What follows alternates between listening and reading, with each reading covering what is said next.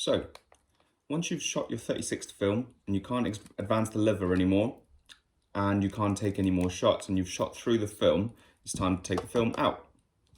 Okay, so to do that, the first thing you need to do is release the film from the spool on the back. Okay, so the spool where you loaded the film originally, you'll need to release the film from there before you can start rewinding the film back into the canister.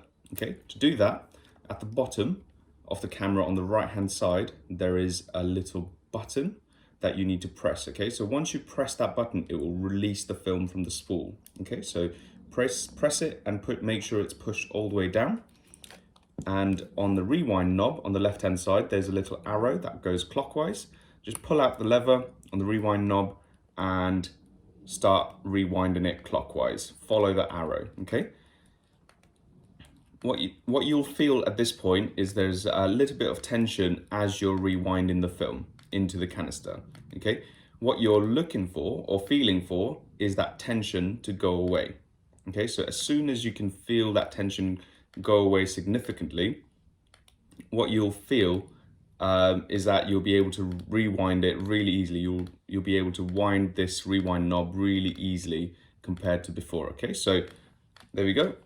So the tension's released, and just give it a quick extra couple spins just to be in the safe side, and that should be done. Okay, now you need to take the back off the camera, open the back of the camera and take the film out. Okay, so to do that, same as when you're loading the film, you just need to raise the rewind knob. So pull the lever just underneath the rewind knob towards you, pull the lever up and then pull it up even further, and the back will come out and your film will be all inside the canister, like so.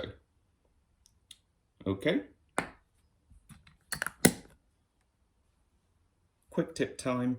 There is a way to make your life a little bit easier when you go to process your film. If you've done it the way I've just shown you, what you'll need to do is still retrieve the film from inside the canister. Okay.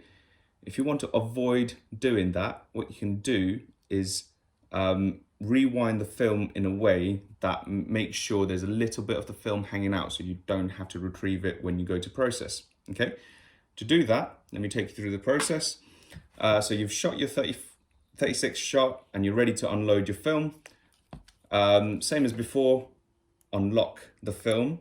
So release the film from the spool by pressing that button at the bottom, and then take out the lever on the rewind knob and start rewinding. Okay, you're still feeling for that tension. Okay, so the tension's going to be there, and as it releases, as the tension releases, what will happen is you'll hear a little clicking, kind of like a flicking noise. Okay, I can't really describe it, but once you hear it, you'll be able to recognize it in future. Okay, so as you go and rewind the film, just keep going and just listen out for that click.